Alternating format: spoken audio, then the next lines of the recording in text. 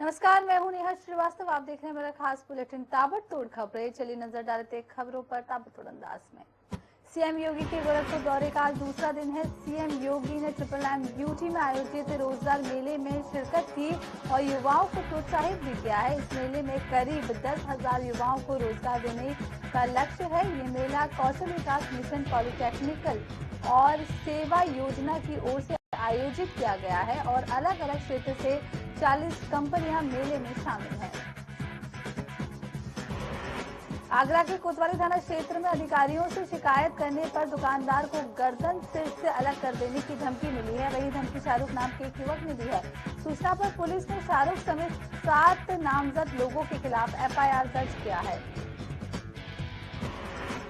एटा के थाना निधौली क्षेत्र में पिकअप और टेम्पो की आमने सामने से भिड़ंत हो गई, जिसमें टेम्पो सवार युवक की मौके पर ही मौत हो गई और हादसे में कई लोग घायल हो गए। मौके पर पहुंची पुलिस ने घायलों को जिला अस्पताल में भर्ती कराया और शव को कब्जे में लेकर पोस्टमार्टम के लिए भेज दिया।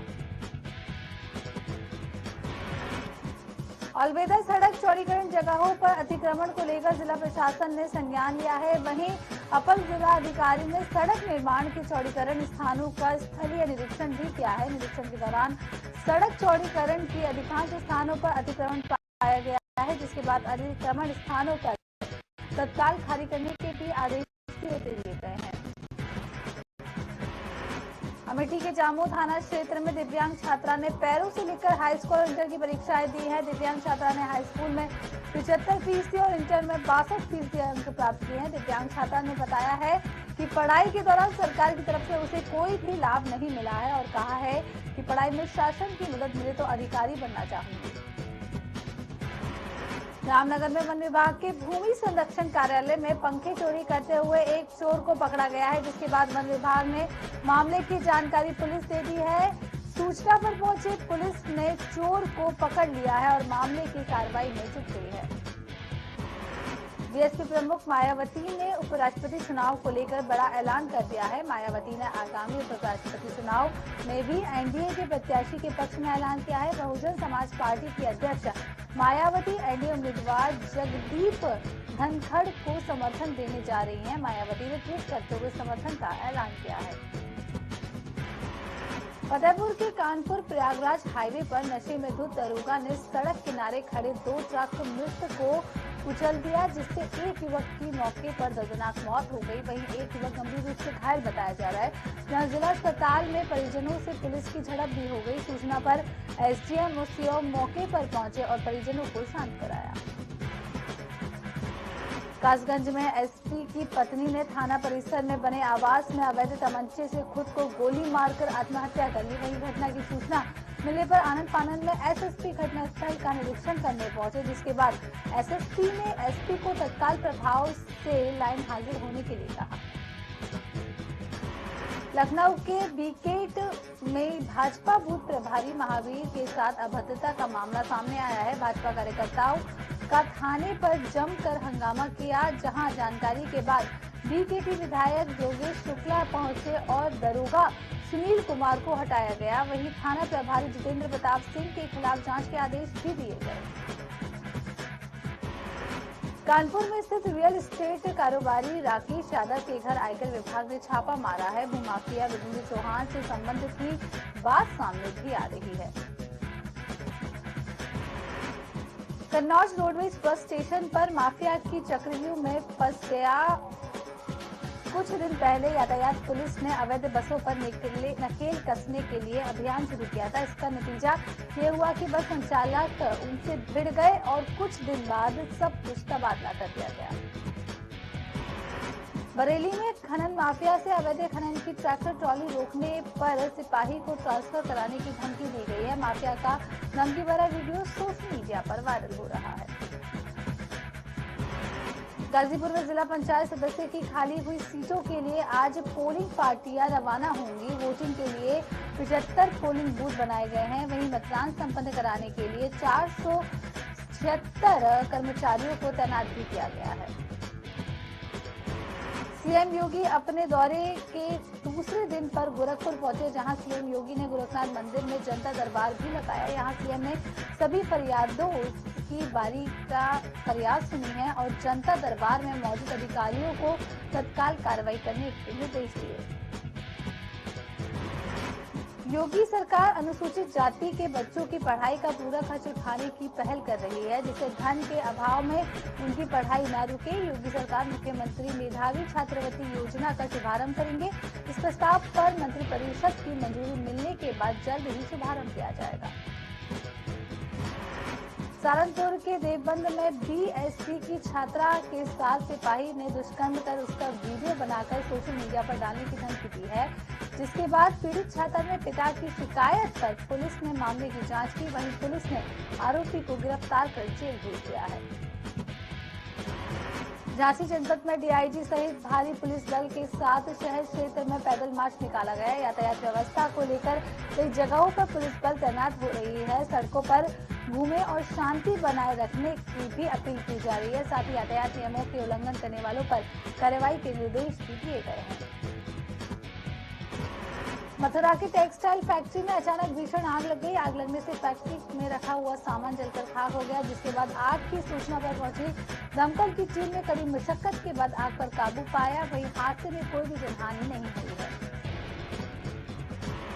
लखनऊ के सपा अध्यक्ष अखिलेश यादव ने हर घर में तिरंगा ध्वज फहराने की अपील की है। 9 अगस्त से लेकर 15 अगस्त तक हर घर में तिरंगा फहराने की अपील की गई है। अखिलेश यादव ने कहा है कि समाजवादी पार्टी के कार्यकर्ता अपने अपने क्षेत्र में घर घर जाकर नित्य राष्ट्र ध्वज को ससम्मान फहराए जाने में सहयोग करेंगे। इस अभियान में किसी को भी जुड़ने से बचना नहीं चाहिए। हाथरस के गांव दंतौरा में पुरानी रंजिश को लेकर ग्राम प्रधान के भाई को गोली मार दी गई है, जिससे युवक की मौत भी हो गई है। प्रधान के भाई की हत्या की सूचना पर मौके पर पहुंची पुलिस मामले की जांच कर रही है। फर्रुखाबाद जिले के गांव हथियारपुर में एक बुजुर्ग का शव संदिग्ध परिस्थितियों में खेत में मिला है, जिसके बाद सूचना पर पहुंची पुलिस ने शव को कब्जे में लेकर पोस्टमार्टम के लिए भेज दिया और मामले की पड़ताल में जुट गई। मिर्जापुर में पुलिस मुठभेड़ में 25,000 का इनामिया बदमाश को गिरफ्तार कर लिया गया है। मुठभेड़ के दौरान बदमाश के पैर पर गोली लगने के बाद अस्पताल में इलाज के लिए भर्ती कराया गया। कानपुर देहात के रसूलाबाद सामुदायिक स्वास्थ्य केंद्र में बेड न मिलने के कारण सीढ़ियों पर दर्द से कराती हुई महिला का वीडियो वायरल हो रहा है। वहीं घंटों दर्द से चिल्लाती महिला को स्वास्थ्य केंद्र में भर्ती नहीं किया गया, जहां मारपीट के मामले में घायल महिला इलाज के लिए पहुंची थी। मथुरा में बंदरों से निजात पाने के लिए कई जगहों में धरना प्रदर्शन किया गया और हृदय स्थल होली गेट पर हस्ताक्षर अभियान भी चलाया गया। साथ ही कई लोगों ने हस्ताक्षर कर बंदरों से निजात पाने के लिए एक नई मुहिम भी शुरू की है। काशी के विजय यादव ने कॉमनवेल्थ में जूडो के खेल में कांस्य पदक जीता है। विजय यादव की जीत पर उनके गांव में जश्न का माहौल है। वहीं गांव के लोगों ने एक दूसरे को मिठाई खिलाकर खुशी जताई है, तो दूसरी तरफ भारत माता की जय के नारे लगाते हुए डांस भी किया। अयोध्या में भगवान रामलला चांदी के हिंडोला पर सवार हुए हैं। भगवान रामलला समेत उनके चारों भाई अब झूले पर सवार होकर भक्तों को दर्शन दे रहे हैं। भगवान रामलला के अलौकिक रूप का दर्शन करने बड़ी मात्रा में श्रद्धालु पहुंच रहे हैं। आगरा में 6 अगस्त से लेकर 8 अगस्त तक भाजयुमो का प्रदेश प्रशिक्षण वर्ग का आयोजन होना है, जिसमें मुख्यमंत्री योगी आदित्यनाथ, रक्षा मंत्री राजनाथ सिंह समेत कई बड़े नेता शामिल होंगे। प्रशिक्षण वर्ग में लोकसभा चुनाव की तैयारियों पर चर्चा की जाएगी। बदायूं के अलापुर थाना क्षेत्र में बाइक सवार सिपाही ड्यूटी के दौरान गाय से टकरा गया, जिसके बाद सिपाही गंभीर रूप से घायल हो गया। वहीं सूचना पर पहुंची पुलिस ने घायल को इलाज के लिए अस्पताल में भर्ती कराया।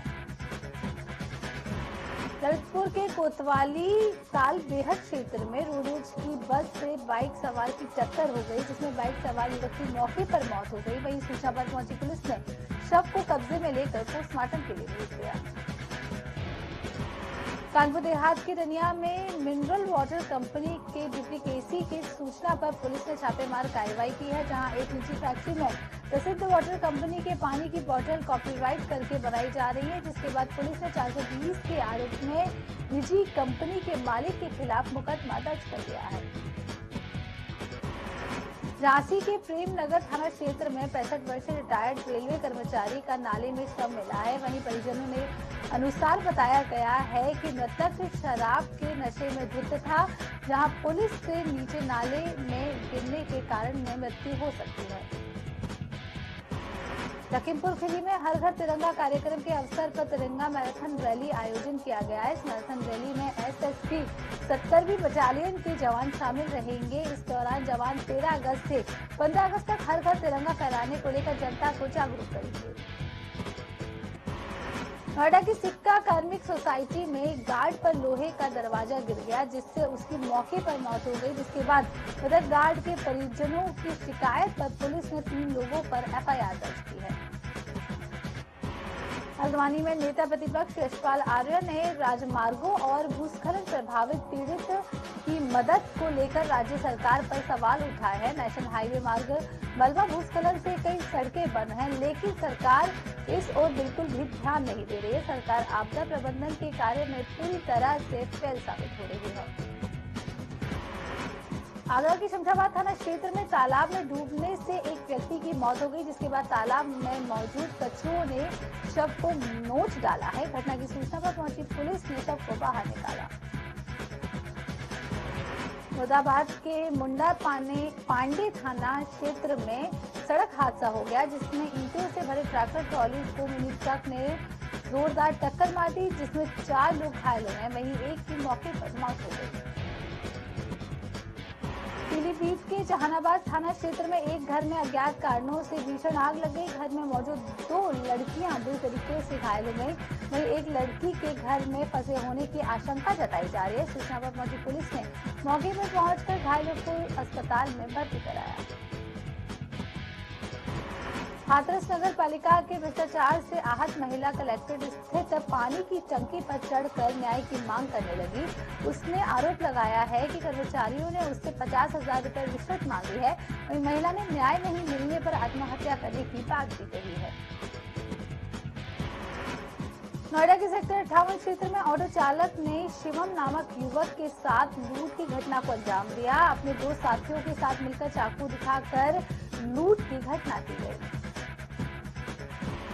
देवरिया के गौरी बाजार थाना क्षेत्र में बदमाशों की गाली का एक विरोध करने पर महिला की पीट कर हत्या कर दी गई। वही घटना की सूचना पर पहुंची पुलिस ने शव को कब्जे में लेकर पोस्टमार्टम के लिए भेज दिया और आरोपियों की तलाश में जुट गई है।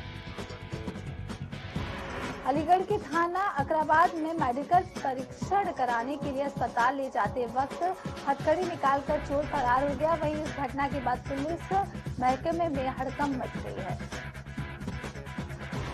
लखीमपुर खीरी में विद्युत लाइन के तार की चपेट में आने से युवक की जलकर मौत हो गई। लाइन की जर्जर तार के टूटने से यह हादसा हो गया। वहीं सूचना पर स्थानीय पुलिस मौके पर पहुंची। आगरा के अहमदौला थाना क्षेत्र में नर्सरी संचालक के घर में के सामने से इको गाड़ी चोरी हो गई है। 2 युवक देर रात घर के सामने से खड़ी हुई इको गाड़ी को लेकर फरार हो गए। वहीं गाड़ी चुराते हुए दोनों चोर सीसीटीवी कैमरे में कैद हो गए। जहां पुलिस मामले की जांच कर रही है। जालौन में पैसों के लेन देन को लेकर एक युवक की हत्या कर दी गई है, जिसके बाद शव को खेत में फेंक दिया गया। जिसके बाद हत्या की सूचना पुलिस को दी गई। मौके पर पहुंची पुलिस और मामले की तलाश कर रही है। गाजीपुर के नंदगंज थाना क्षेत्र में एम्बुलेंस पुल से जा टकराई। हादसे में एक की मौत हो गई और 5 लोग गंभीर रूप से घायल हो गए। घटना की जानकारी मिलते ही पुलिस मौके पर पहुंचकर घायलों को अस्पताल पहुंचाया और शव को कब्जे में लेकर पोस्टमार्टम के लिए भेजा। नोएडा में सेक्टर 11 के एक होटल में जुआ खेलने वाले 11 लोगों को पुलिस ने गिरफ्तार कर लिया है। उनके पास से लगभग 1 लाख रुपए और 156 ताश के पत्ते भी बरामद किए हैं। फतेहपुर जिले के गाजीपुर कस्बे में तेज रफ्तार कार ने स्कूटी सवार को रौंद दिया। हादसे में स्कूटी सवार की दर्दनाक मौत हो गई। जिसके बाद सूचना पर पहुंची पुलिस ने शव को कब्जे में लेकर पोस्टमार्टम के लिए भेज दिया। गाजीपुर के नंदगंज थाना क्षेत्र में एम्बुलेंस पुल से जाकर टकरा गई। हादसे में एक की मौत हो गई और 5 लोग गंभीर रूप से घायल हो गए। घटना की जानकारी मिलते ही पुलिस मौके पर पहुंची और शव को कब्जे में लेकर पोस्टमार्टम के लिए भेजा। मथुरा के थाना कोसीकला इलाके में पुलिस और बदमाशों के बीच मुठभेड़ हुई है। पुलिस को देखकर बदमाशों ने पुलिस पर फायरिंग की। जवाबी कार्रवाई में पुलिस की गोली लगने से एक बदमाश घायल हो गया। पुलिस ने एक बदमाश को गिरफ्तार कर लिया है, जबकि एक बदमाश फरार है। कासगंज के बाईपास पर लुटेरा गैंग के सदस्यों और पुलिस के बीच मुठभेड़ हो गई। मुखबिर की सूचना पर पुलिस ने चेकिंग के दौरान बाइक सवार बदमाशों ने पुलिस टीम पर फायरिंग कर दी, जिसकी जवाबी कार्रवाई में एक बदमाश को गोली लग गई, वहीं दूसरा बदमाश भाग निकला। चलिए अब कुछ खबरें विस्तार से देख लेते हैं। उत्तर प्रदेश ऐसा राज्य है जहां देश का सबसे बड़ा एक्सप्रेस वे नेटवर्क है। इस हिसाब से देखा जाए तो आने वाले वक्त में ये प्रदेश दुनिया में अपने एक्सप्रेस वे के लिए जाना जाएगा। विश्व के कई देशों से ज्यादा एक्सप्रेस वे कनेक्टिविटी यूपी में होगी। उत्तर प्रदेश 13 एक्सप्रेस वे वाला देश का पहला राज्य बन जाएगा। देखिए एक खास रिपोर्ट।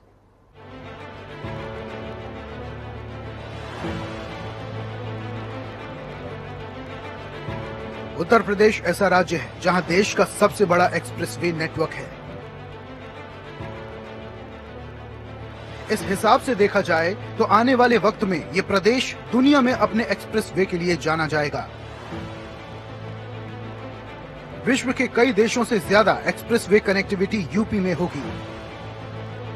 उत्तर प्रदेश 13 एक्सप्रेसवे वाला देश का पहला राज्य बन गया है। इनमें से 7 एक्सप्रेसवे पर काम चल रहा है। एक्सप्रेसवे का ये काम 3200 किलोमीटर पर चल रहा है। प्रदेश में अब तक 6 एक्सप्रेसवे संचालित थे, लेकिन 16 जुलाई को 296 किलोमीटर लंबे बुंदेलखंड एक्सप्रेसवे भी इस संचालित एक्सप्रेसवे की लिस्ट में जुड़ गया है। अब यहाँ कुल 7 एक्सप्रेसवे जनता के इस्तेमाल के लिए समर्पित हैं। इसी महीने देश के प्रधानमंत्री नरेंद्र मोदी ने बुंदेलखंड को दिल्ली से सीधे जोड़ने वाले बुंदेलखंड एक्सप्रेसवे को जनता के लिए खोल दिया था।